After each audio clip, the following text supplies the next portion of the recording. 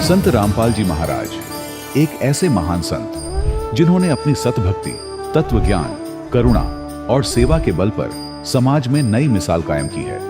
संत रामपाल जी महाराज की अगुवाई में उनके सभी सतलोक आश्रमों से समाज कल्याण के अद्भुत कार्यों ने समाज को सुनहरे भविष्य की एक नई उम्मीद दिखाई है।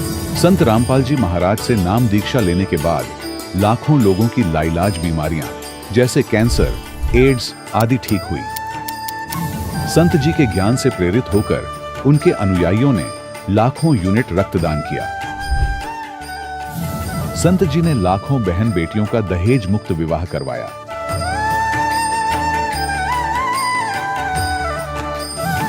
संत जी ने लाखों लोगों का नशा छुड़वाया, करोड़ों उजड़े परिवार बसे। संत जी के आश्रमों में समागम के दौरान निःशुल्क नेत्र चिकित्सा, दंत चिकित्सा प्रदान की जाती है। संत रामपाल जी महाराज द्वारा समय समय पर पर्यावरण संरक्षण के उद्देश्य से बड़े स्तर पर वृक्षारोपण किया जाता है। संत जी ने जरूरतमंदों को तत्काल राहत पहुंचाने के लिए एम्बुलेंस सेवा शुरू की। संत जी अपने अनुयायियों को देहदान के लिए प्रेरित करते हैं, जिससे मानवता की सेवा और चिकित्सा क्षेत्र में सुधार हो सके। संत रामपाल जी महाराज के सभी आश्रमों में हर रोज निःशुल्क भंडारा आयोजित किया जाता है, जहां हर वर्ग, हर जाति और हर धर्म के लोग एक साथ बैठकर भोजन करते हैं।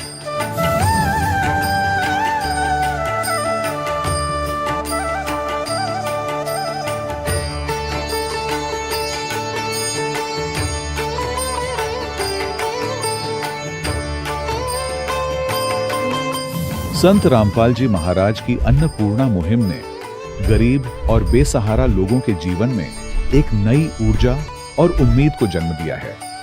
घर घर खाद्य सामग्री और जरूरी मदद पहुंचाकर संत रामपाल जी महाराज ने लोगों को दुख और मजबूरी से लड़ने की ताकत प्रदान की है।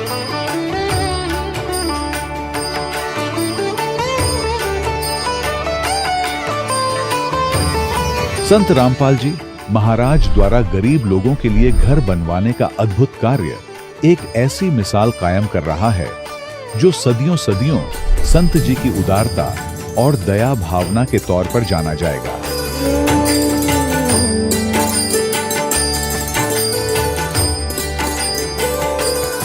संत रामपाल जी महाराज के आश्रम में हजारों बुजुर्गों को सम्मान और प्यार के साथ जीवन जीने का अवसर मिलता है। उनके खाने, रहने और स्वास्थ्य की पूरी जिम्मेदारी संत रामपाल जी महाराज उठाते हैं। अनाथ बच्चों के लिए संत रामपाल जी महाराज के सभी आश्रम किसी वरदान से कम नहीं। यहाँ उन्हें शिक्षा, संस्कार और भविष्य के लिए बेहतर अवसर प्रदान किए जाते हैं। चाहे बाढ़ हो, भूकंप या महामारी, संत रामपाल जी महाराज और उनके अनुयायी हमेशा ही जरूरतमंदों के लिए सबसे आगे खड़े रहते हैं। कोविड महामारी के दौरान संत रामपाल जी महाराज के आश्रमों से करोड़ों लोगों के लिए भोजन, दवाइयां और जीवन रक्षक सामग्रियां उपलब्ध कराई गई। चाहे गरीब की मदद हो या किसी शोषित और पीड़ित वर्ग के हक और सम्मान की लड़ाई, संत रामपाल जी महाराज ने हमेशा ही उनकी दबी आवाज को सरकारों तक पहुंचाया है और उन्हें उचित न्याय दिलवाने में अहम भूमिका अदा की है। समाज में आध्यात्मिक और सामाजिक मूल्यों के प्रति जागरूकता लाने में संत रामपाल जी महाराज हर कदम पर मानवता के सच्चे सेवक साबित हुए हैं। संत रामपाल जी महाराज का जीवन हमें सिखाता है कि सच्ची सेवा वही है जो निस्वार्थ भाव से की जाए। आइए हम भी इस महान सेवा के कार्य में इस महान संत से जुड़ें और संत रामपाल जी महाराज से नाम दीक्षा लेकर अपने जीवन को धन्य बनाएं।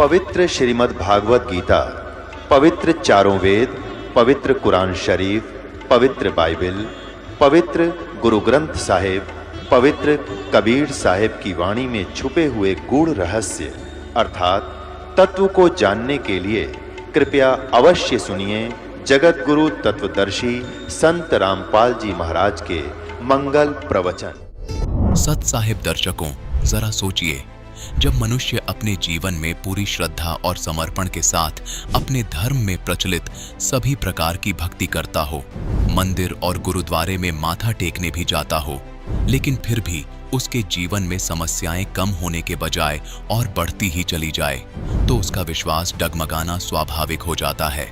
दर्शकों, कुछ ऐसी ही कहानी थी महाराष्ट्र के रहने वाली अमृत कौर अहलूवालिया जी की। अमृत कौर अहलूवालिया जी ने बचपन से ही अपने धर्म में प्रचलित पारंपरिक भक्ति में अपना पूरा जीवन समर्पित कर दिया, लेकिन इसके बावजूद भी इन्हें न तो शारीरिक सुख प्राप्त हुआ और न ही मानसिक सुख की प्राप्ति हुई। सुख की तलाश में इन्होंने राधा स्वामी जैसे अन्य पंथों के भी दरवाजे खटखटाए, लेकिन अफसोस सभी जगह से निराशा ही हाथ लगी। लेकिन दर्शकों, आज अमृत कौर अहलूवालिया जी का कहना है कि जब से इन्होंने संत रामपाल जी महाराज से नाम दीक्षा ली है और संत रामपाल जी महाराज द्वारा शास्त्रों के अनुसार दी गई भक्ति साधना को अपनाया है, तब से मेरा जीवन पूरी तरह से बदल गया है। दर्शकों, आखिर संत रामपाल जी महाराज ने अमृत कौर अहलूवालिया जी को ऐसी कौन सी जड़ी बूटी दे दी जिससे इनके जीवन के सारे दुख और परेशानियां छूमंत्र हो गई? आखिर क्यों आज लाखों लोग अन्य धर्म गुरुओं की शरण छोड़कर संत रामपाल जी महाराज की शरण में आ रहे हैं? आइए दर्शकों, सुनते हैं अमृत कौर अहलूवालिया जी की कहानी, उन्हीं की जुबानी। बहन जी नमस्कार। जी सत साहिब। जी क्या नाम है आपका? अमृत कौर अहलूवालिया नाम है मेरा। अमृत कौर जी, कहाँ से आए हैं आप? मैं पूना से हूँ, महाराष्ट्र। संत रामपाल जी महाराज से कब जुड़े आप? मैं 4 जून 2013 को जुड़ी थी संत रामपाल जी महाराज। संत रामपाल जी महाराज से नाम दीक्षा लेने से पहले आप कौन सी भक्ति साधनाएं करते थे? देखिए, मैं सिख परिवार से बिलोंग करती हूँ, इसीलिए गुरु ग्रंथ साहिब जी को मैं मानती थी। तो जो हमारे शास्त्रों में लिखा हुआ है, जो हमारे ग्रंथ में, हम उसको मानते थे, लेकिन उसमें जो लिखा है वो मुझे कभी समझ नहीं आया। तो जब हम संत रामपाल जी महाराज जी का ज्ञान हमने सुना और उनसे जुड़े, तो गुरु ग्रंथ साहिब जी में हमें क्या दिखाया है, क्या लिखा है और हमें कैसी भक्ति करनी, वो हमें संत रामपाल जी महाराज जी ने बताया। संत रामपाल जी महाराज से कैसे जुड़े? संत रामपाल जी महाराज जी से मैं ऐसे जुड़ी, मैं कॉलेज का लास्ट ईयर कर रही थी, तब मुझे मेरे हस्बैंड के वहाँ से रिश्ता आया था। तो वो 13 साल से जुड़े हुए संत रामपाल जी महाराज जी से। तो उन्होंने पहले तो हमें बताया जब देखने आए कि हमें दहेज में कुछ नहीं चाहिए। तो ये सुन के मेरा पूरा परिवार शॉक्ड हो गया था, क्योंकि हमने अपने मतलब जब तक के लाइफ में अभी तक कभी नहीं देखा कि दहेज नहीं मांगा है। तो हमारे फैमिली में सबसे बड़ा शौक तो ये था कि क्यों ऐसे। तो हमने सोचा कि लड़के में तो कोई प्रॉब्लम नहीं या कुछ प्रॉब्लम तो नहीं, लेकिन जब हमने उनका ज्ञान समझा तो हम बहुत शॉक्ड थे। मेरी बहनें भी हैं, तो उनकी जब शादी हुई थी तो मम्मी डैडी ने बहुत दहेज दिया था। तो मुझे आज भी याद है, मतलब मेरे मम्मी डैडी बहुत ही मतलब कर्जे में जा चुके थे उसके लिए, क्योंकि एक बेटी की शादी करना आज के ज़माने में बहुत छोटी बात नहीं है। वो बहुत माँ बाप को पता है और उनके परिवार को पता है वो कितनी बड़ी बात होती है। तो मेरे शादी में कोई दहेज नहीं लिया गया। मैंने जो जोड़ा भी पहना था वो मुझे मेरे ससुराल से आया था, ना उन्होंने कोई मांग रखी, ना 1 रुपए का भी मैंने दहेज दिया। आप क्या कारण मानते हैं कि उन्होंने आपसे दहेज की मांग नहीं की, बगैर दहेज की आपकी शादी हुई? ये संत रामपाल जी महाराज जी का ही निर्मल ज्ञान है, जिन्होंने हमारे समाज को बताने की कोशिश की और हमारे भक्तों को बताया कि बेटी को बेटी बनाकर ही लाना है, बहू बनाकर नहीं। तो ये दहेज प्रथा इसलिए हमारे संत रामपाल जी महाराज जी ने बंद की है। समाज सुधार में यदि बात की जाए किसी भी संत की या महंत की, तो संत रामपाल जी महाराज का सबसे पहले नाम आता है, क्योंकि आज जो नशा हिंदुस्तान में तेजी से बढ़ रहा है उस पर संत रामपाल जी महाराज ने बिल्कुल ब्रेक लगा दिया है और बहुत सारे लाखों लोगों का नशा उन्होंने छुड़वा दिया है। आपके साथ ऐसा कोई अनुभव हुआ है? आपके परिवार में कोई ऐसा अनुभव हो कि संत रामपाल जी महाराज ने आपके परिवार में किसी व्यक्ति का नशा छुड़वाया हो? सबसे बड़ा लाभ परमात्मा ने जैसे ही नाम लिया ये दिया। मेरे माता पिता और मैं और मेरे चाचा चाची, हम लोग ये राधा स्वामी से जुड़े हुए थे। तो वहाँ पर सत्संग में जाते थे, लेकिन कोई ज्ञान नहीं था। मतलब मैं जाती थी लेकिन मुझे वहाँ का ज्ञान नहीं समझ आता था कि क्या ज्ञान देना चाहते हैं वो। वहाँ पर बताया जाता था कि आप परमात्मा आपको परीक्षा लेने के लिए भेज रहे हैं, फिर उसके बाद में आपको परीक्षा देनी है, शरीर चेंज का आना है। मतलब ये इसका कोई मीनिंग नहीं, मीनिंगलेस था मेरे लिए ज्ञान। तो मेरे डैडी फिर भी नशा करते थे, वहाँ पर बताया जाता था नशा नहीं करो, लेकिन मेरे डैडी ने नहीं छोड़ा। जैसे ही संत रामपाल जी महाराज जी से हम जुड़े, वो दिन और आज का दिन है, हमें भक्ति ये नाम दीक्षा लेकर आज 4 साल हो चुके हैं पूरे। मेरे डैडी ने फिर से कभी सिगरेट की तरफ या शराब की तरफ देखा भी नहीं है। आखिर लोग जब दूसरे पंथों में होते हैं, दूसरे संतों से जब उन्होंने नाम दीक्षा ले रखी होती है, तो इन मर्यादाओं का पालन वो क्यों नहीं करते हैं? संत रामपाल जी महाराज जी से जब नाम दीक्षा लेते हैं तो वो सब नशा छोड़ देते हैं नाम दीक्षा लेते ही, और दहेज लेना भी बंद कर देते हैं। ये कैसे, ऐसा कैसे हो सकता है? ये हमारे संत रामपाल जी महाराज जी पूर्ण परमात्मा है, और जो इनका ज्ञान है ये निर्मल ज्ञान है और शास्त्रों के अनुसार भक्ति बताते हैं। तो जैसे इस ज्ञान को हम समझते हैं, विद प्रूफ्स देखते हैं, हमें तुरंत हमारी आत्मा को पता चलता है कि ये ज्ञान जो है ये निर्मल है, और ये ज्ञान 100% प्योर ज्ञान है। ये ज्ञान हमें और कहीं नहीं मिलेगा। तो जितना हो सके इस भक्ति को करके मोक्ष प्राप्ति का है। अभी जैसे मैं कॉलेज लाइफ में थी, तो जो कॉलेज लाइफ है, education, youngsters only knows the word is enjoyment, they don't know bhakti. तो यंगस्टर्स को होता है कि भक्ति की एक एज होती है, जो कि बहुत ही गलत है। मैंने अपने जीवन के 23 साल वेस्ट किए हैं, तो मैं जानती हूँ कि भक्ति में आने के बाद भी मैं आज पछताती हूँ कि मैंने अपने 23 साल क्यों वेस्ट किए, मुझे परमात्मा जल्दी क्यों नहीं मिले। फिर भी नो अदर देन लेस परमात्मा मुझे मिल गए, और आज मैंने जो अपना कॉलेज के बाद की जो लाइफ है, परमात्मा ने इतने अच्छे से, क्योंकि एक लड़की की हमेशा अरमान होते कि हस्बैंड उनको जो शराब ना पिए, जो उनके साथ मारपीट ना करे, और जो उनका ख्याल रखे, ऐसा होने चाहिए। तो संत रामपाल जी महाराज जी के अनुयायी है, जो भगत है, वो बिल्कुल भी शराब, मांस, तंबाकू जैसे चीज़ों को हाथ भी नहीं लगाते, देखते भी नहीं हैं। तो एक लड़की के लिए और क्या चाहिए? आज हमारे कॉलेज में हम देखते हैं ड्रग्स, कोकेन, सिगरेट, डिस्को जाना, पब्स जाना, यही फैशन में है। तो एक्चुअली मैं यंगस्टर्स को ये बताना चाहती हूँ कि हमारी लाइफ बहुत थोड़ी है, हमें इस लाइफ में जितना जल्दी हो सके भक्ति करके जुड़ना है, वो भी सही भक्ति करके जुड़ना है। जब हम भक्ति करेंगे तब परमात्मा हमें मोक्ष का मार्ग दिखाएंगे और हमें मोक्ष मिलेगा। बिना भक्ति के कोई भी मार्ग में मोक्ष नहीं है। आप भगत समाज को क्या संदेश देना चाहेंगी, खासकर उन युवाओं को जो आज के दिन इस भौतिकता के युग में आध्यात्मिक मार्ग से दूर हो गए हैं? जी, मैं उनको यंगस्टर्स को, सारे यंगस्टर्स को एक ही प्रार्थना करना चाहती हूँ कि देखिए, भक्ति की कोई एज नहीं होती। जब भी परमात्मा मिले, सच्चा ज्ञान मिले, जो कि संत रामपाल जी महाराज जी का ज्ञान है, we should just grab the opportunity, because ये अपॉर्चुनिटी बार बार नहीं मिलती। आज हम जब देखते हैं यंगस्टर्स को कि कब मौत हो जाए, ना जाने काल की कर डारे, किस विधि पलट जाए पासावे, जिन्हां दे सिर ते मौत खड़क दी, उन्होंने केड़ा हासावे। ये गुरु नानक जी ने बताया था कि मौत तो कभी भी आ सकती है। तो हम इस संसार में जहाँ इतने दुख है, वहाँ क्या खुशी मना रहे, किस बात की? क्योंकि जाना तो एक दिन है ही, ये निश्चित है। दिस इज ट्रू फैक्ट कि हमें मौत आनी है। बिना भक्ति करके जाने से तो बेटर है कि हम भक्ति करके जाए। भगत समाज से क्या प्रार्थना करना चाहेंगे, क्या संदेश देना चाहेंगे? आज उनका ज्ञान जो है शास्त्रों के अनुसार है एंड विद प्रूफ से। अगर मैं भी एजुकेटेड हूँ, मैंने BCA किया हुआ है, एंड मैंने देखा है जो संत रामपाल जी महाराज जी ने ज्ञान बताया, उनको मैच किया है, और उसके बाद ही मैंने इस ज्ञान को लिया है। और ये ज्ञान एकदम सच्चा ज्ञान है, हमारे शास्त्र के अनुसार है, इसमें से कुछ भी बाहर का ज्ञान नहीं है। तो हमारे यंगस्टर्स को एक ही मैसेज देना चाहती हूँ, जितना जल्दी हो सके आप इस ज्ञान से जुड़े, परमात्मा के लाभ उठाएं और मोक्ष की प्राप्ति करें। बहुत बहुत धन्यवाद। सत साहिब। दर्शकों, अभी आपने सुने संत रामपाल जी महाराज से दीक्षा प्राप्त करके सुखी हुए भक्त के अनुभव। अब देखिए जगत गुरु तत्वदर्शी संत रामपाल जी महाराज के मंगल प्रवचन। तो इसका मतलब बॉडी तो है उस भगवान की, और उसका सप्रश नाम लिखा है, वो कबीर मनीषी, वो कबीर देव है, सर्वज्ञ है। मनीषी माने सर्वज्ञ, और स्वयंभू है, स्वयं ही बनता, उसका कोई जनक नहीं है। स्वयंभू माने जिसका कोई जनक ना हो, स्वयं ही बना हुआ हो। ऐसे ये वेद के अनुवाद करता भरमित है, भगवान को निराकार बताते हैं, उसमें सपट साकार लिखा है। यजुर्वेद अध्याय नंबर 40 के मंत्र नंबर 8 को ये मुसलमान प्रवक्ता डॉक्टर जाकिर नाइक जी भी कैसे अनुवाद करता है कि उसका जिस्म नहीं है, बॉडीलेस है भगवान, तो इन्हें खाक पता है। आगे 40वें अध्याय के मंत्र नंबर 9 का अनुवाद गलत करते हैं। ये संभूति का अर्थ है जो उत्पन्न होता है, असंभूति जो उत्पन्न नहीं होता है। इसका निष्कर्ष निकाला है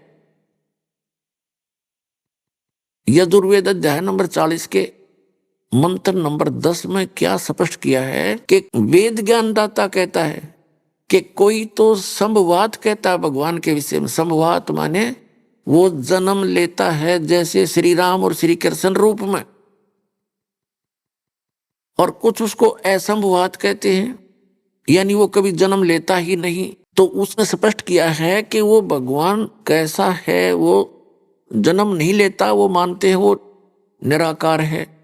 तो उसमें स्पष्ट किया है कि परमात्मा जन्म लेता है या नहीं लेता है, वो राम कृष्ण के रूप में अवतरित होता है या नहीं होता है, वो अजन्मा है या जन्मा है, उसकी जानकारी तो तत्वदर्शी संत बतावेंगे धीराणाम, उनसे पूछो।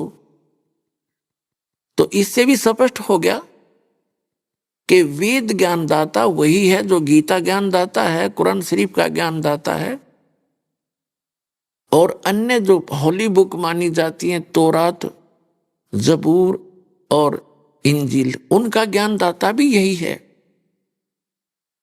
ये तो ऑप्शन छोड़ दिया इसने कि वो परमात्मा तो कोई और है। जैसे पवित्र बाइबल में उत्पत्ति ग्रंथ और तौरात के अंदर उत्पत्ति ग्रंथ में ये बताई किसने, ये इसी ने बताई, गीता ज्ञानदाता ने, कि परमात्मा ने 6 दिन में सृष्टि रची, उसने मनुष्य को अपने जैसा उत्पन्न किया।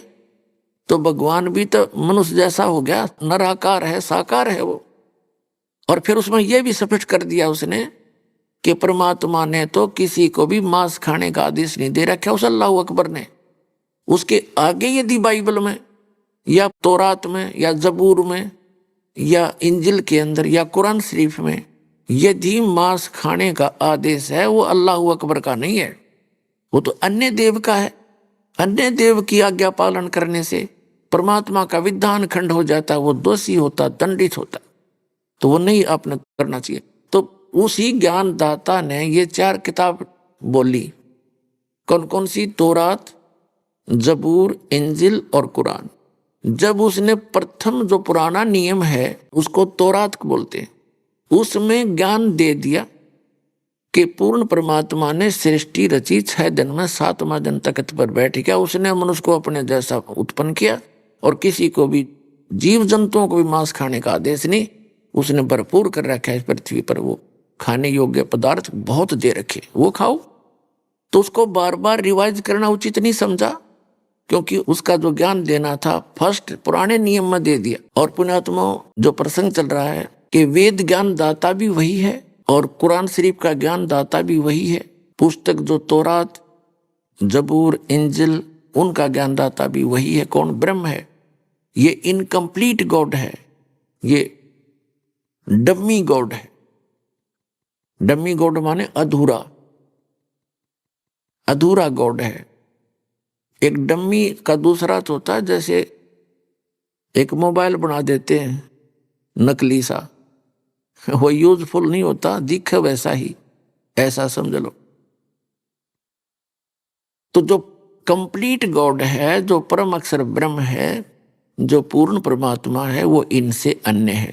उसकी जानकारी ना वेदों में, ना गीता में, और न ही उन 4 पुस्तकों में, तौरात, जबूर, इंजिल और कुरान में।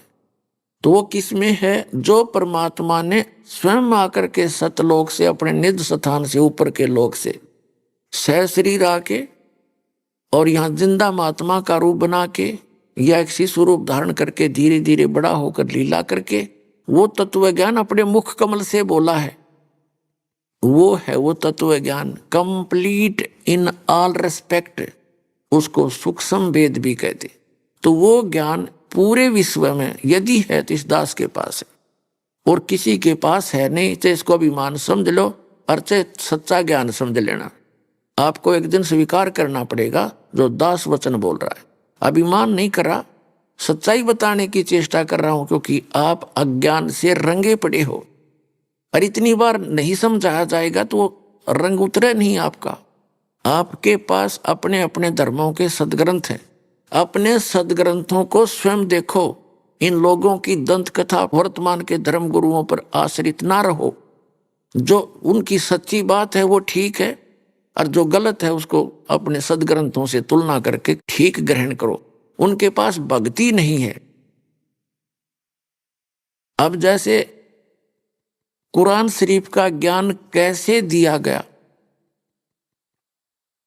हजरत मोहम्मद जी को डरा धमका के विवश करके उसका बुरा हाल करके तब उसको वो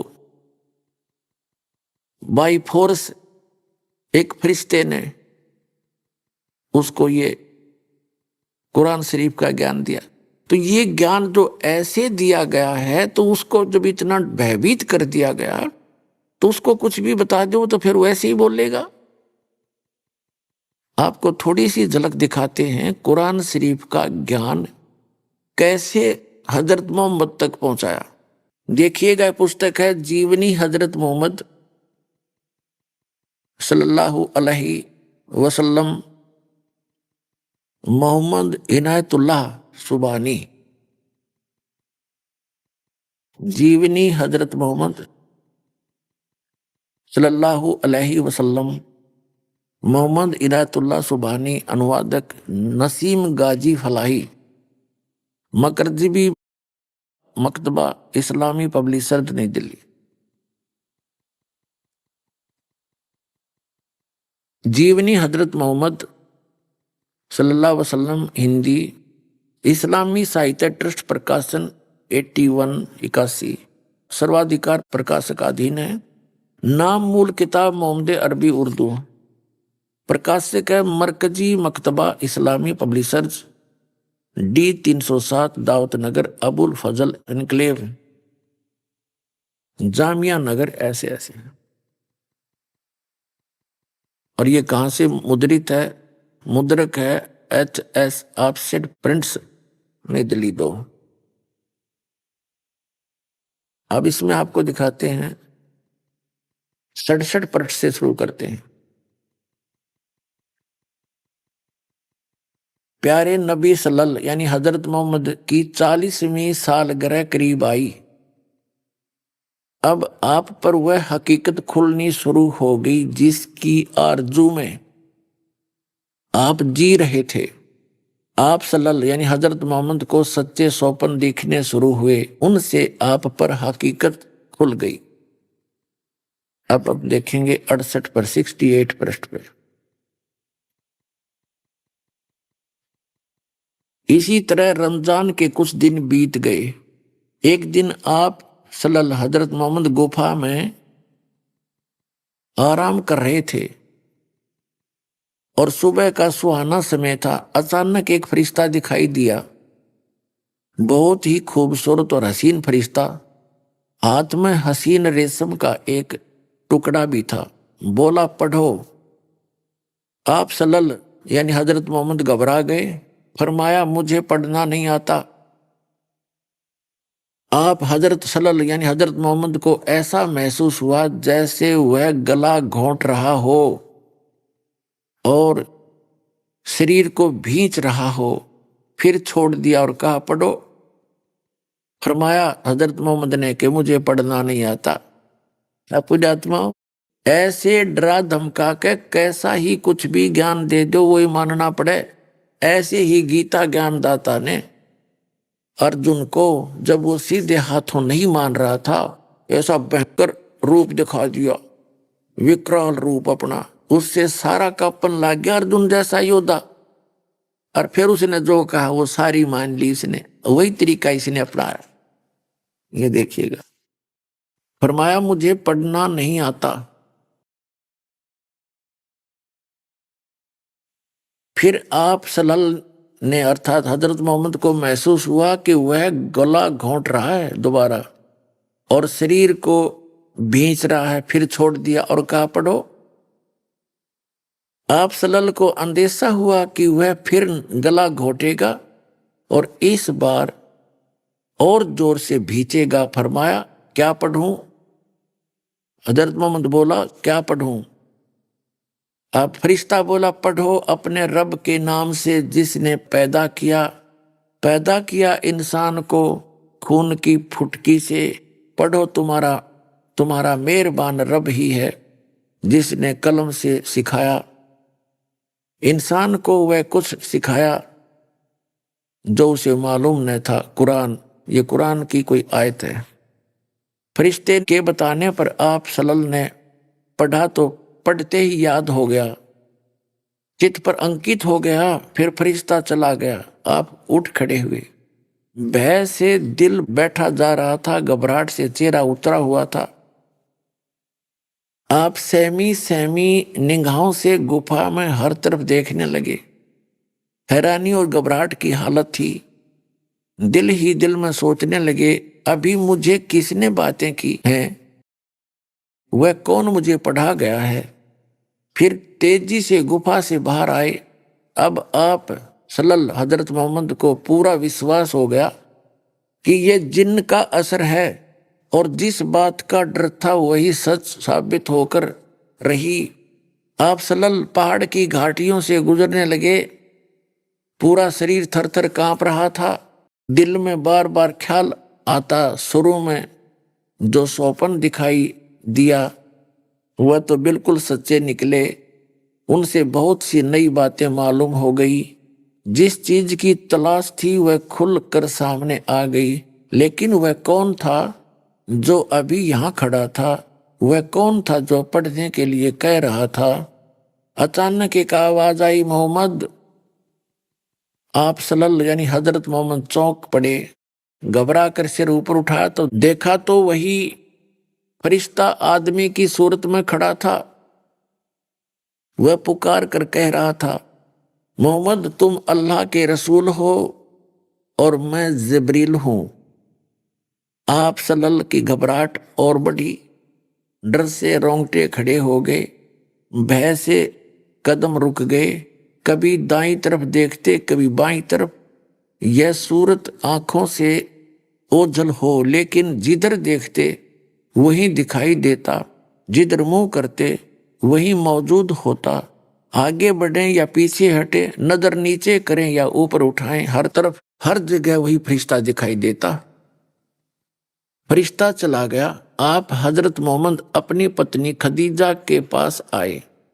भय से कांपते हुए और पसीने में डूबे हुए आते ही फरमाया, मुझे कुछ उड़ा दो, कुछ उड़ा दो। तुरंत बीबी खदीजा ने चादर उड़ा दी। खदीजा, मुझे क्या हुआ? तुम ही बताओ, यह मुझे क्या हुआ? फिर जो कुछ देखा था वह बयान किया और फरमाया, मुझे अपने बारे में डर है। बीबी खदीजा बहुत समझदार थी। ये बातें सुनकर जरा भी न घबराई। उन्होंने आप हजरत मोहम्मद सल्लल्लाहु को इज्जत की नजर से देखा और बोली, चाचा के लाडले खुश हो जाइए और जो कर रहे हैं करते रहिए। उस जात की कसम जिसके हाथ में खदीजा की जान है, आप इस उम्मत के नबी होंगे। आप तो सच बोलते हैं, रिश्तों को जोड़ते हैं, अमानतों में खानत नहीं करते, निर्धनों को, बेसहारा लोगों को सहारा देते हैं, मेहमान की खातिर आदि। भला आप को कैसे बर्बाद होने देगा? खदीजा की इन बातों से आपको बड़ी तसल्ली हुई। हजरत मोहम्मद को बेचैनी दूर हुई। मुखड़ा खुशी से चमक उठा। आप सल्लल्लाहु ने इस तसल्ली पर उनका शुक्रिया अदा किया और फिर सो गए। बीबी खदीजा ने आप सल्लल्लाहु की बातों पर विचार किया तो बड़ी खुश हुई, किंतु साथ ही साथ कुछ डरी भी। आप काबा का तवाफ करने चले। रास्ते में बरका मिल गए। देखते ही आपसे बोले, भतीजे तुमने क्या देखा है? आपने सारी बात बता दी। बरका ने कहा, उस जात की कसम जिसके हाथ में मेरी जान है, तुम ऐसे ऐसे। अब कहने का भाव ये है, पुण्यात्माओं, कि कुरान शरीफ का ज्ञान इस प्रकार इस काल भगवान ने, कुरान शरीफ के ज्ञान दाता ने फरिश्ते के माध्यम से हजरत मोहम्मद तक पहुंचाया। और पूरे मुसलमान धर्म के भाइयों का, मुसलमानों का कहना है कि जो भी ज्ञान, जैसे भी वचन कुरान शरीफ के ज्ञानदाता, जिसको मुसलमान भाई अपना अल्लाह मानते हैं, उसने जो भी शब्द कहे एज इट इज, बगैर किसी बदले कमी बेसी के, फरिश्ते ने हजरत मोहम्मद तक पहुंचाए। चाहे वो आकाशवाणी के माध्यम से, चाहे ऐसे सीधा आकर के, या उसके अंदर सीधा टेलीग्राफिकली उसमें भर दिए, फिर वो बोलने लायक गया, जैसे भी। तो इसे दास क्या सिद्ध करना चाहता है कि इस प्रकार कुरान शरीफ के ज्ञानदाता ने हजरत मोहम्मद जी को डरा धमका के यो कुरान का ज्ञान बताया। और इतना डरा हुआ आदमी एकदम अचानक को फरिश्ता आ जावे तो बड़े बड़े का कलेजा हिल जाए। तो ऐसे ये कुरान शरीफ का ज्ञान प्राप्त है। और उसने जो भी आदेश दिया हजरत मोहम्मद जी ने आगे उसी तरह बोलते रहे, बताते रहे। अब इससे बखेड़ा खड़ा हुआ कैसे? एक विचारण ये विषय है, हजरत मोहम्मद जी जब गर्भ में थे उनके पिता की मृत्यु होगी, और जब वो 6 वर्ष के हुए उनकी मां की मृत्यु होगी। कहने का भाव ये है कि कितना अच्छा करैक्टर था उन व्यक्तियों का कि उनकी मां ने प्रथम पुत्र के ही गर्भ रहते उसके पति की मृत्यु होने के पश्चात भी अन्य किसी पुरुष को ग्रहण नहीं किया और किसी से निकाह नहीं किया, ब्याह नहीं किया। तो कितनी गुड करैक्टर की माई थी वो। अपने बच्चे के लिए कि इसको पालूं पोसूंगी, बड़ा कर दूंगी, पता नहीं दूसरा आदमी कैसे रखेगा मेरी प्यारी आत्मा को, तो उसने कभी नहीं ये ग्रहण किया। और हजरत मोहम्मद जी ने 11 ब्याह करे, फिर 10 विधवा, 1 कंवारी। खदीजा की मृत्यु होगी 65 साल की उम्र में। उस समय हजरत मोहम्मद की आयु थी 50 वर्ष की। 50 वर्ष की आयु में हजरत मोहम्मद जी ने एक कंवारी लड़की से, एक विधवा से विवाह किया। लड़की वो इतनी छोटी थी, बहुत कम, 11 वर्ष की, इसमें प्रत्यक्ष प्रमाण है। और फिर आगे 9 औरतों से, विधवाओं से और विवाह किया। तो कहने का भाव ये, दास ये नहीं कहना चाहता कि हजरत मोहम्मद ने गलत किया। ये हजरत मोहम्मद का तो इसमें रोल खत्म हो गया। इसने तो जो भी उस कुरान शरीफ के ज्ञानदाता इस काल भगवान ने जैसा भी उसको आदेश दिया, विवश किया, उसने वही काम कर लिया। तो पुण्यात्माओं, हमने पुनः हटना पड़ेगा इन सभी सदग्रंथ जो हम आज तक पढ़ते रहे। आप जी ने इनके साथ साथ इस अध्यात्म ज्ञान का निर्णय करने के लिए उस सूक्ष्म वेद को भी साथ में जानना पड़ेगा, तत्व ज्ञान को, जो ना कुरान शरीफ में है, जो न तौरात में है, न जबूर में, ना इंजिल में, और ना ही श्रीमद् भगवत गीता में। ना पुराणों में तो मतलब है, पुराण तो इस ब्रह्म के दिए हुए भी नहीं है, तो ब्रह्मा जी का दिया हुआ ज्ञान है। और कुछ अन्य ऋषियों ने अपना मिक्स करके उसमें फरिश्तों का, देवताओं का वो अलग से 18 उसके भाग कर लिए। वो तत्व ज्ञान इस दास के पास है, आओ और ग्रहण करो, इतनी सी बात है।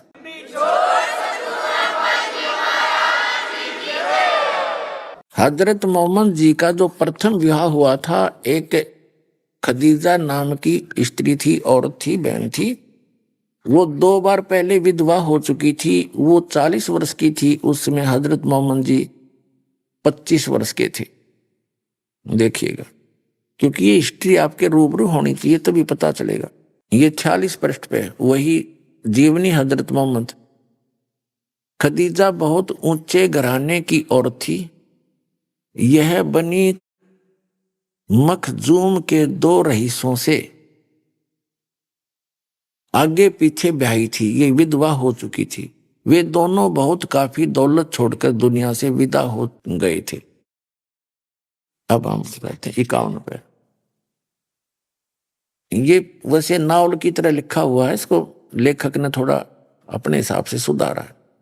51 पृष्ठ पर आगे, यह मेरे भाई अब्दुल्ला का बेटा मोहम्मद है। यह वह नौजवान है कि कुरैश में इस जैसा कोई नहीं है। हाँ, माल इसके पास कम है, लेकिन माल को तो चलती फिरती छांव है। मोहम्मद मेरा संबंधी है, यह तुम सब जानते हो। वह खुलैविद की बेटी खदीजा से निकाह करना चाहता है।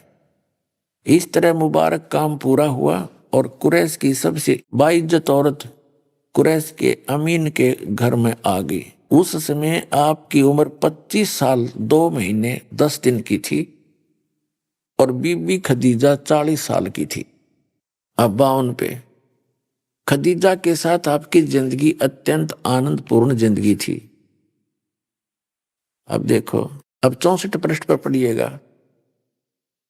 लेकिन ये मुबारक घड़ियां और खुशी के दिन जल्दी ही खत्म हो गए। आपके सब बेटे एक एक करके अल्लाह को प्यारे हो गए। कासिम, तैयब और ताहिर, वह सब अल्लाह से जा मिले। जख्म पर जख्म लगते रहे, लेकिन आप सब्र करते रहे। बचपन में तो यतीमी का दुख उठाया और बड़े हुए तो अपने जिगर के टुकड़ों का गम सहन करना पड़ा। आपकी बेटियां ही रह गई जो 4 थी, ज़नैब, रुक्या, उम्मे कुलसूम और फातिमा। अब पुण्यात्माओं, अब इस दास के प्रयत्न को ये ना समझना कि दास किसी की आलोचना करना चाहता है या किसी को हीन करना चाहता है या किसी के नबी, पैगंबर, देवता की कोई मान हानि करना चाहता है। दास ये चाहता है कि हजरत मोहम्मद 1 नंबर के पुण्यात्मा थे और ये फंस गए इस काल ब्रह्म के। इस काल ब्रह्म ने डरा धमका के इसको जो साधना बताई, 5 वक्त की नमाज, अजान और रोजे, ये 3 साधनाएं बताई और इनको डट कर करा करते थे वो। हजरत मोहम्मद जी जैसा ईमान अल्लाह पर कोई नहीं ला सकता। मुसलमान भाई जितना ईमान उन्होंने उस कुरान शरीफ के ज्ञान दाता को कंप्लीट गॉड मान के उन्होंने उसके ऊपर ईमान लाया, और उन जैसी भक्ति भी कोई नहीं कर सकता। उसके इतनी साधना करने के बाद हजरत मोहम्मद जी को उसकी भक्ति का क्या बेनिफिट हुआ? एक तरफ तो कुरान शरीफ में कहा है कि वो अल्लाह ताला, अल्लाह अकबर बड़ा मेहरबान है, बड़ा दयालु है, रहमत करता है, पापों को नाश करता है। वो बिल्कुल सही बोला है, वो तो सही है, वो तो ऐसा ही है। लेकिन हजरत मोहम्मद जी को उनकी रहमत नहीं मिली, उनका लाभ नहीं मिला। उसका कारण क्या रहा कि उस अल्लाह अकबर की way of worship, method of worship, पूजा का मार्ग, पूजा की विधि नहीं है। सूरत फुरकानी 25 आयत नंबर 52 से 59 में स्पष्ट कर दिया कुरान शरीफ के ज्ञानदाता ने कि वो अल्लाह अकबर तो वो है जिसने 6 दिन में सृष्टि रची, 7वें दिन तख्त पर जा बैठा, वो है क्रिएटर। और उसकी खबर कुरान शरीफ का ज्ञानदाता नहीं जानता। वो कुरान शरीफ में नहीं है जो ज्ञान उसने बताया हजरत मोहम्मद को जबरील देवता के माध्यम से।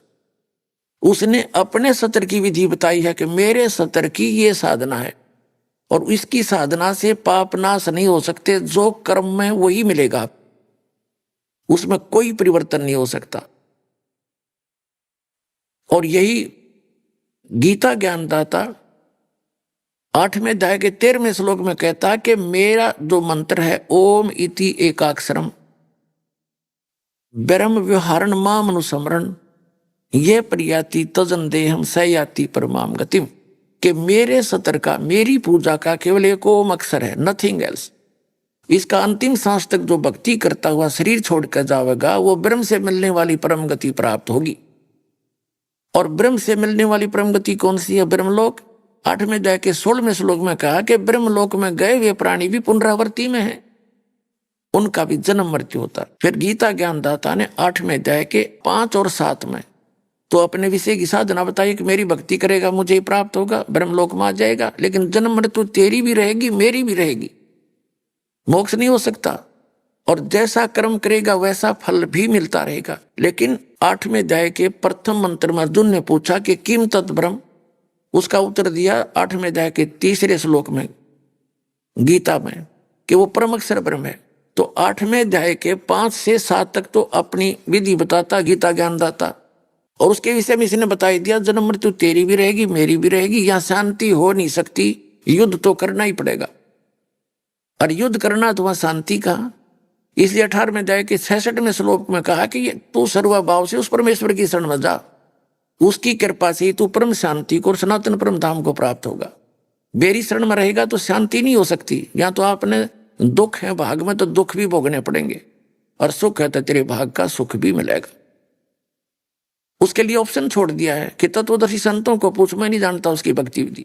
17वें अध्याय के 23वें श्लोक में गीता ज्ञानदाता ने उस परम अक्षर ब्रह्म सच्चिदानंद घन ब्रह्म, ब्रह्म ने माने सच्चिदानंद घन ब्रह्म की भक्ति का संकेत किया है कि उसके 3 मंत्र का जाप है। ओम तो सार्वजनिक कर दिया, वो तो उसका है ही, और तत् और सत वो सांकेतिक छोड़ दिए, उसको तत्वदर्शी संत बताएगा। तो वो दोनों कोड वर्ड जो हैं वो दास के पास है, वो कंप्लीट कोर्स है।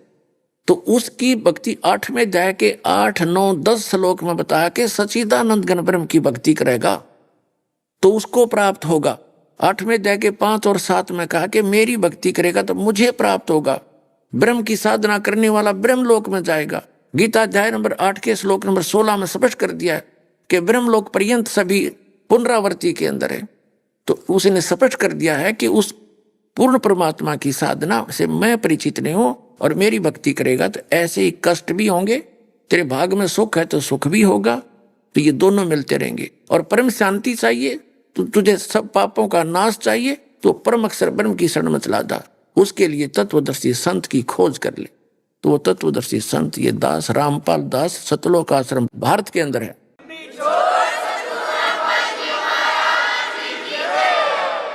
अब कुरान शरीफ के ज्ञान दाता की भक्ति करते करते हजरत मोहम्मद के ऊपर कैर टूट गए। जिस व्यक्ति के 3 पुत्र और तीनों मर जाए तो खाक शांति उसको, चाहे राष्ट्रपति बना दे उसने, उसका कलेजा हिलता रहेगा सदा। और इसी गम में मर जाएगा वो व्यक्ति, ज्यादा जीवित भी नहीं रह सकता, इतना खोखला हो जाता अंदर से। और पुण्यात्मा इस परमात्मा की भक्ति करने वाले का पूरी सच्ची श्रद्धा से नियमित रहने से ये कष्ट नहीं आ सकते। अगर ऐसे कष्ट आते हैं तो धिक्कार ऐसी भक्ति को, वो भक्ति ही नहीं और वो भगवान भी नहीं है जिसकी आप पूजा कर रहे हो।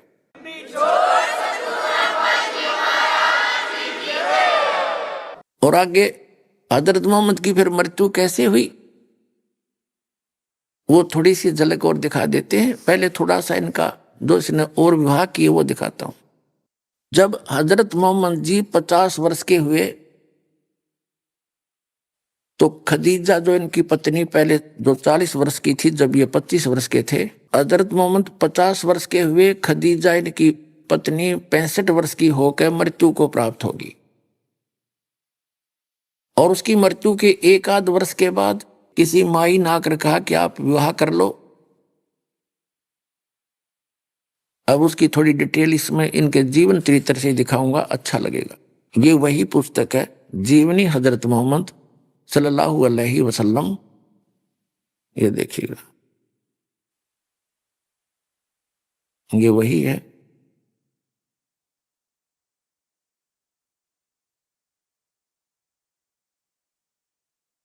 यहां भी देखिएगा, ये वही है जो अभी आपको, ये इन्हीं की मुसलमान भाइयों की छापी हुई है और इन्हीं की यहां से ये मुद्रित है। अब इसके हम यहां देखिएगा, हम 149 से शुरू करते हैं।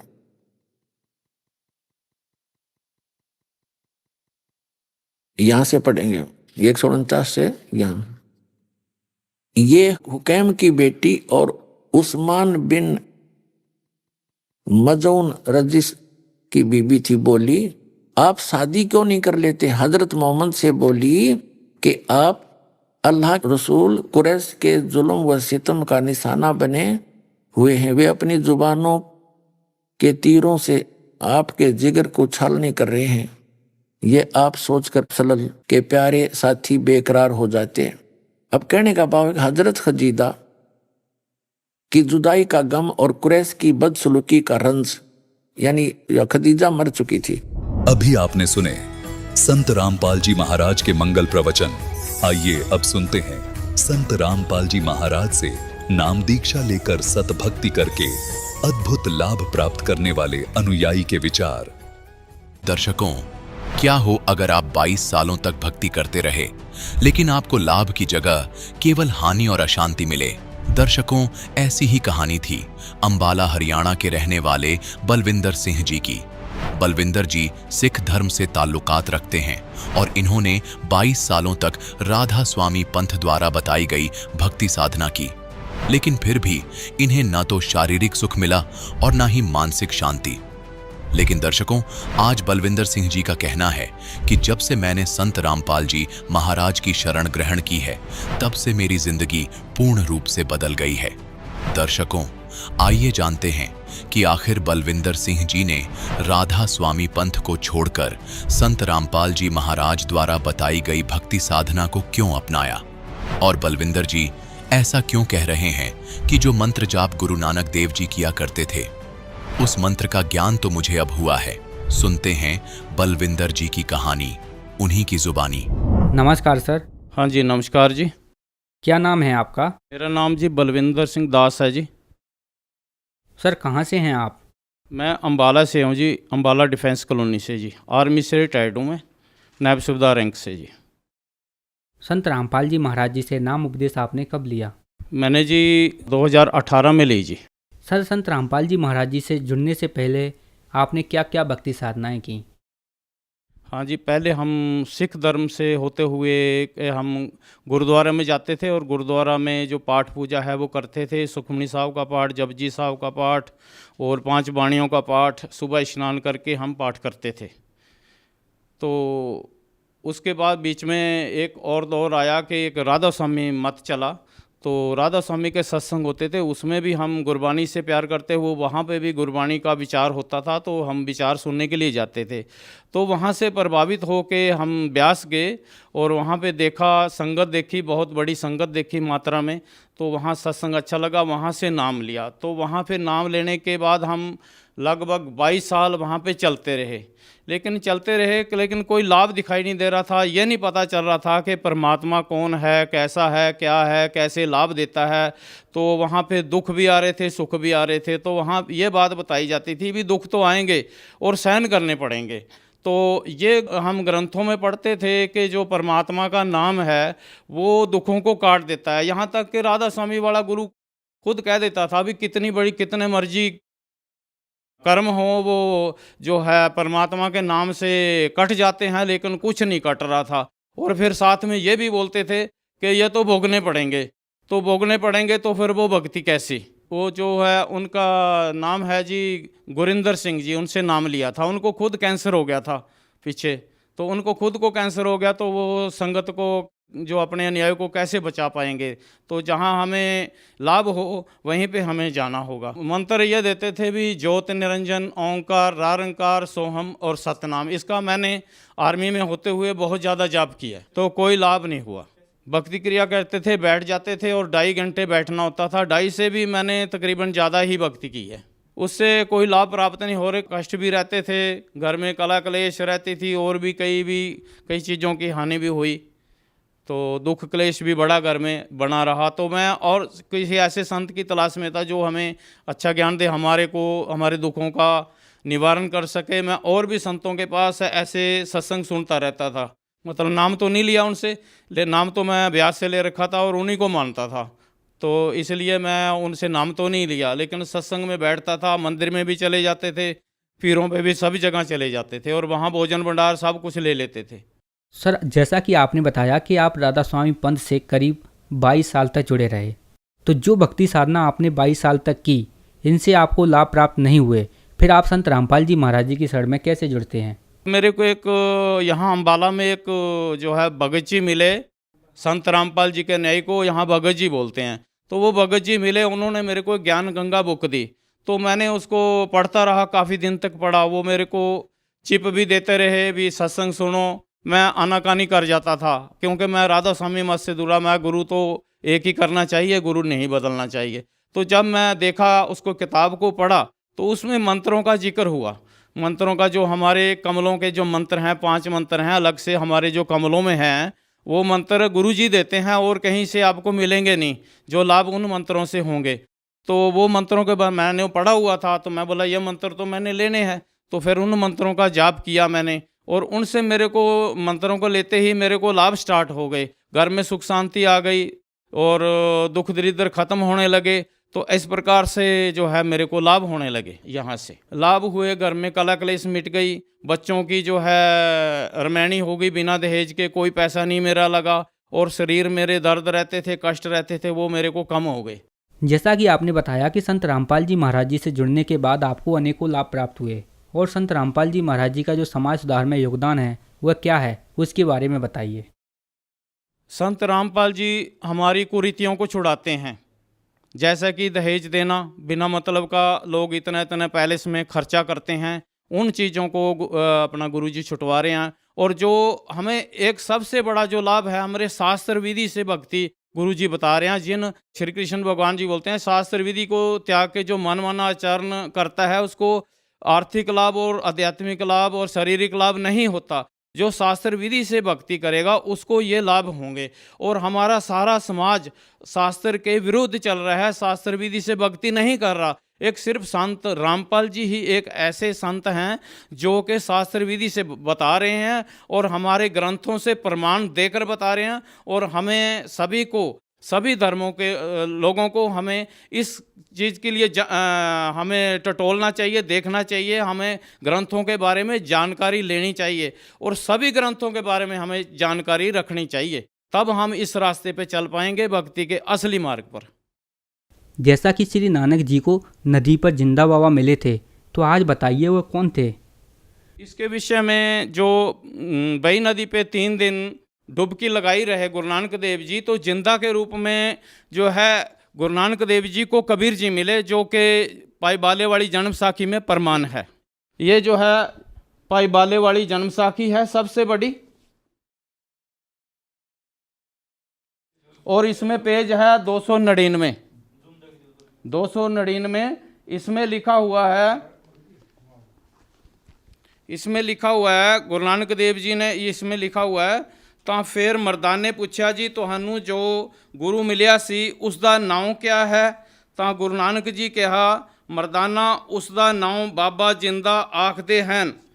ਜਿੱਥੋਂ ਤਾਈਂ ਜਲ ਔਰ ਪਾਉਨ ਹੈ ਉਸ ਦੇ ਹੁਕਮ ਵਿੱਚ ਚੱਲਦੇ ਹਨ, ਅਤੇ ਅਗਨ ਔਰ ਮਿੱਟੀ ਇਹ ਵੀ ਉਸ ਦੇ ਆਖੇ ਵਿੱਚ ਹਨ। ਇਸ ਤਾਈਂ ਬਾਬਾ ਆਖਣਾ ਚਾਹੀਏ, ਹੋਰਸ ਤਾਈਂ ਬਾਬਾ ਨਹੀਂ ਆਖਣਾ। ਤਾਂ ਮਰਦਾਂ ਨੇ ਕਿਹਾ, ਗੁਰੂ ਜੀ ਅਸੀਂ ਵੀ ਤਾਂ ਤੁਹਾਡੇ ਨਾਲ ਹੀ ਫਿਰਦੇ ਆਏ, ਤਾਂ ਸਾਨੂੰ ਕਦ ਮਿਲਿਆ ਹੈ। ਤਾਂ ਗੁਰੂ ਨਾਨਕ ਜੀ ਕਿਹਾ, ਮਰਦਾਨਾ ਅਜੇ ਤੂੰ ਅਸਾਂ ਥੀ ਨਹੀਂ ਆਇਆ ਸੈਂ, ਜਦ ਅਸੀਂ ਮਿਲ ਆਏ। ਤਾਂ ਮਰਦਾਂ ਨੇ ਕਿਹਾ, ਜੀ ਕਦ ਗਏ ਸੋ।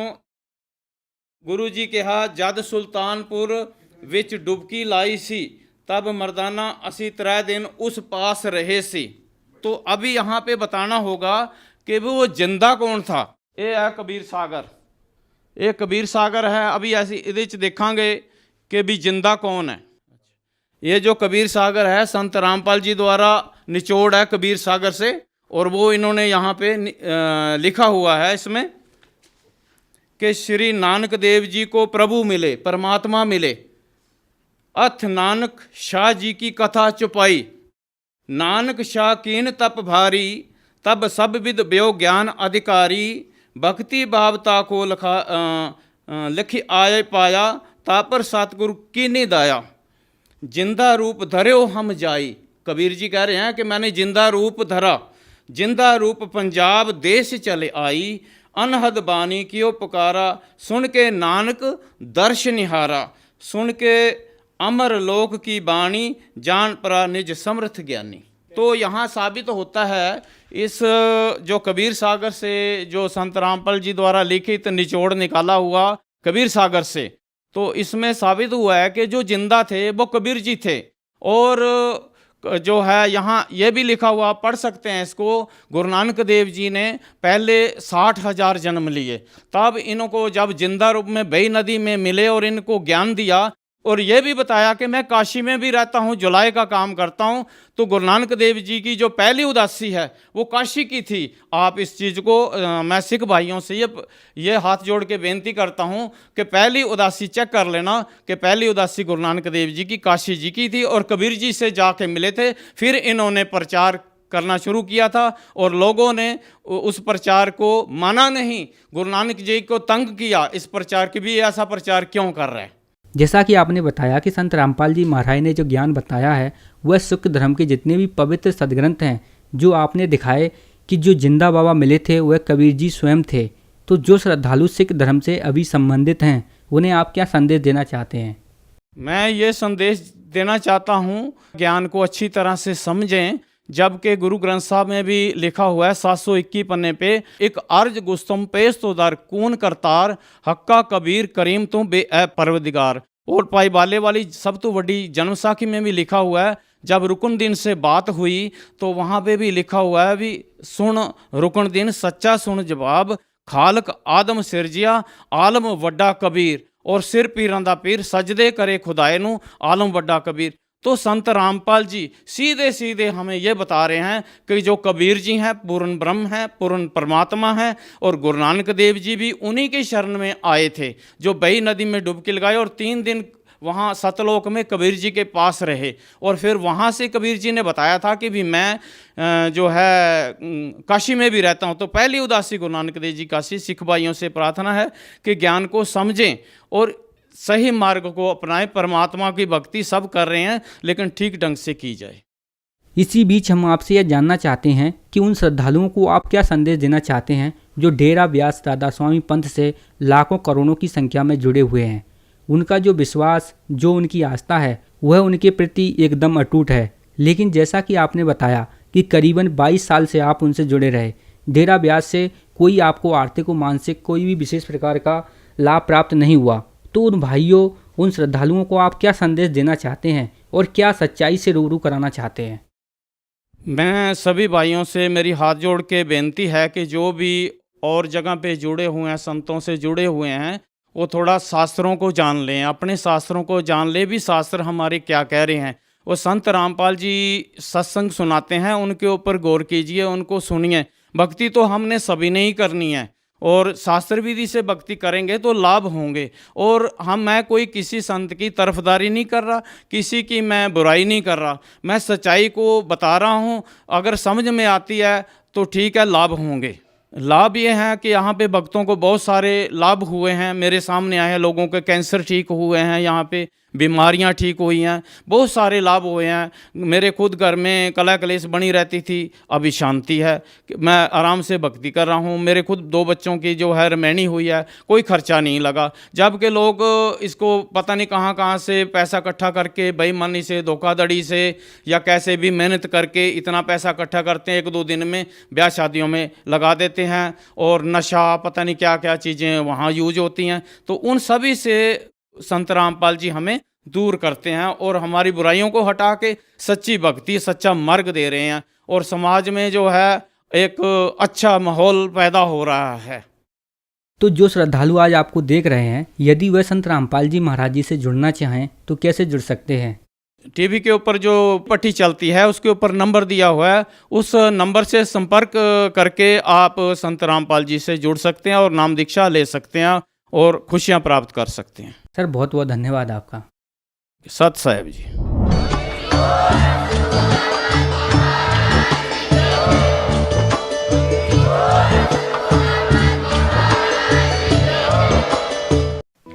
आप सुन रहे थे जगत गुरु तत्वदर्शी संत रामपाल जी महाराज के मंगल प्रवचन।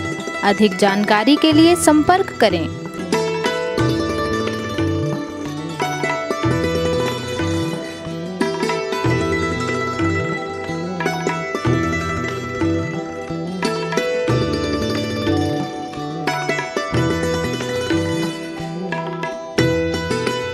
जगत गुरु तत्वदर्शी तत्वदर्शी संत रामपाल जी महाराज जी के पावन सानिध्य में भक्ति की अलख जगाने तथा श्रद्धालुओं को सत्य भक्ति मार्ग का रास्ता दिखाने हेतु कनाडा के लोकप्रिय channel the TV NRI channel पर जगत गुरु तत्वदर्शी संत रामपाल जी महाराज जी के मंगल प्रवचनों का प्रसारण प्रतिदिन सुबह 7:30 बजे से 8:30 बजे तक तथा रात्रि 7:30 बजे से 8:30 बजे तक किया जा रहा है। इस सत्य भक्ति मार्ग को अपनाने के लिए अधिक से अधिक सत्संग प्रसारण देखें। इस सत्संग प्रवचन का सीधा प्रसारण संत रामपाल जी महाराज लाइव सत्संग YouTube चैनल और जगत गुरु संत रामपाल जी महाराज Facebook पेज पर भी देख सकते हैं।